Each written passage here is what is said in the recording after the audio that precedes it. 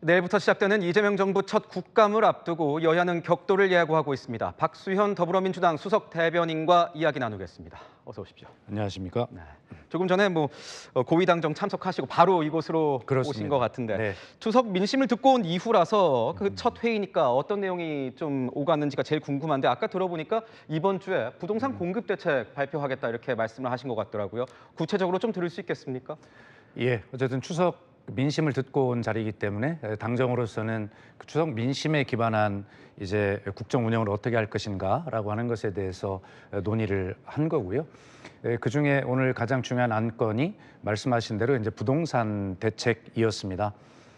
오늘 제가 방금 발표를 하고 왔는데 이번 주 내에 정부에서 발표를 할 예정인데 이것이 워낙 중요한 민감한 정책이기 때문에 시장에 미치는 영향이 커서 오늘 앵커께서 이렇게 질문을 하셔도 네. 제 구체적인 내용이나 방향은 말씀드릴 수가 없음을 좀 양해해 주시기 바랍니다. 조만간 당정 발표를 좀 그렇습니다. 들어봐야겠군요. 네. 송원석 원내대표가 이렇게 얘기했습니다. 추석 연휴에 이제 민심을 좀 들어보니까 정부의 어설픈 부동산 정책을 지적하는 목소리, 그리고 젊은 층의 일자리 문제를 지적하는 목소리가 많더라. 그래서 국민 삶이 굉장히 불안하다 이런 말을 많이 들었다고 합니다. 이런 야당의 지적에 대해서 어떻게 생각하십니까?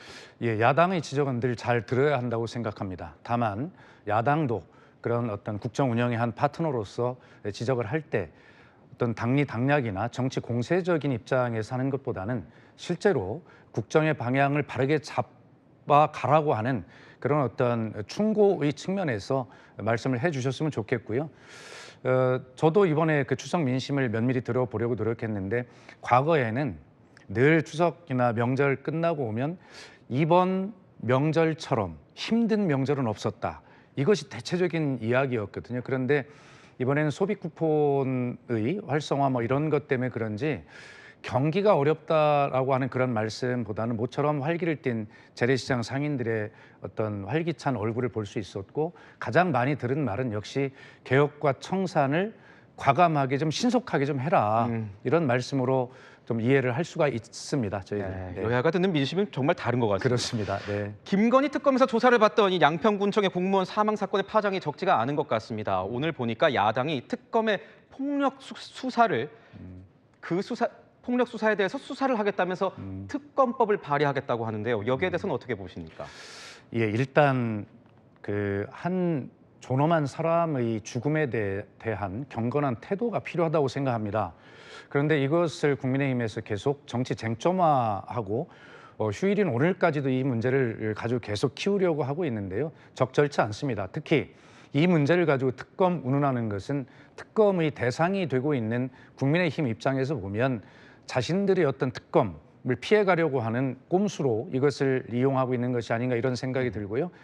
국민의힘이 지금 특검을 입에 올릴 그럴 처지는 아니지 않는가라는 그런 생각을 가지고 있고 저희들도 이 공무원의 사망 사건과 관련해서 정말 애도하는 마음과 함께 어떤 것이 진실인가를 시간을 가지고 저희들도 깊이 지켜보고 있습니다. 야당에선 이재명 대통령이 다른 공무원 사망 사건과 달리 양평 공무원 사망 사건은 좀 침묵하고 있다 이렇게 지적도 하던데요. 그러니까 이런 경우에 되게 적반하장이나 후한무치라고 하는 이런 이야기들을 하게 되는데요. 이 양평 고속도로 종점 노선 변경안의 문제에 대해서 지금 진실을 밝혀야 되고 그 어떤 당사자가 국민의힘 아닙니까? 그런데 그것을 거꾸로 대통령까지 이것을 정장에 끌어들이는 것은 결과적으로 프레임 전환을 통해서 본인들의 잘못, 본인들이 이것에 대한 진실 규명의 대상이라고 하는 것을 프레임을 바꾸고자 하는 그런 꼼수에 불과하다라고 하는 것을 다시 한번 말씀드립니다. 오늘 아침부터 보니까 대변인께서 정청래 대표를 좀 거듭 어떻게 표현할까요? 엄호하는 듯한 이런 모습을 좀 많이 봤는데 정 대표의 자기 정치 논란을 반박해야 할 만큼 뭔가 여권에서 지금 악재가 되고 있다고 보시는지 실제로 원팀이다. 진짜 당정대가 원팀이라면 이런 반박도 하실 필요가 없는 거 아니겠습니까? 근데 앵커께 제가 질문을 드리면 언론은 원팀으로 정말 잘하고 있다 이런 것을 보도해 주실 리는 없지 않습니까? 아유, 할 수도 있죠. 그렇기 네. 때문에 대체로 보면 틈이 있지 않냐 이런 지적을 해주시는 것인데요. 제가 정청래 대표를 엄호한 것은 아니고요.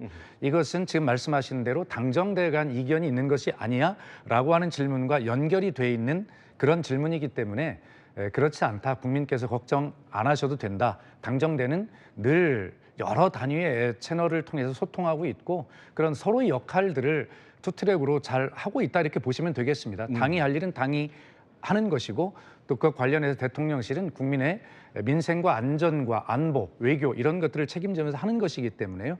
또 특히 지금은 개혁과 청산의 시기이기 때문에 당이 어떤 부분은 앞서갈 수 없는 그런 부분도 있습니다. 그러나 이런 부분들을 잘 조율하면서 하고 있다 이런 말씀을 드리고 언론의 지적은 늘 겸허하게 받아들이고 있습니다. 네, 저희도 불편부당하게 지적할 건 지적하고 네. 하도록 하겠습니다. 정 대표 같은 경우에는 오늘 들어보니까 대통령이 누가 되지 않으려고 언론 인터뷰까지 좀 자제하고 있다 이렇게 아까 말씀을 좀 주신 것 같은데 그런데도 자기 정치다, 뭐 당정대 불협화음이다, 뭐 과속 논란이다 이런 이런 얘기들이 계속 나오는 이유는 좀 뭐라고 평가하십니까? 아마 이렇게 분석하고 있습니다. 대통령께서 유엔 총회 연설을 통하셔서 그 엔드라고 하는 새로운 대한민국의 외교 전략, 안보 전략을 이제 발표하셨는데 그게 국민들께 깊숙이 좀 이해되고 설명이 되는 그런 시간이 필요했는데 그때 마침 당에서 법사위에 청문회 논란이 터졌지 않습니까? 당도 사실은 이것을 미리 좀 알고 했어야 되는데 그런 소통이 좀 부족한 점이 있었어요. 소통이 부족했다. 그래서 오늘 고위 당정에서도 사실은 그러한 이야기를 좀 나누었고 이미 저희가 그런 일이 있을 때 대통령의 주요 외교 안보 일정이나 이런 부분들은 메시지가 중첩되지 않도록 관리를 좀 잘 하자라고 하는 대안도 이미 잘 세우고 있기 때문에 잘 해나갈 것입니다. 네, 앞으로 당정 관계를 좀 더 관리하겠다 이렇게 말씀 주셨습니다. 그렇습니다. 네. 말씀 잘 들었습니다. 감사합니다. 네, 지금까지 박수현 대변인이었습니다.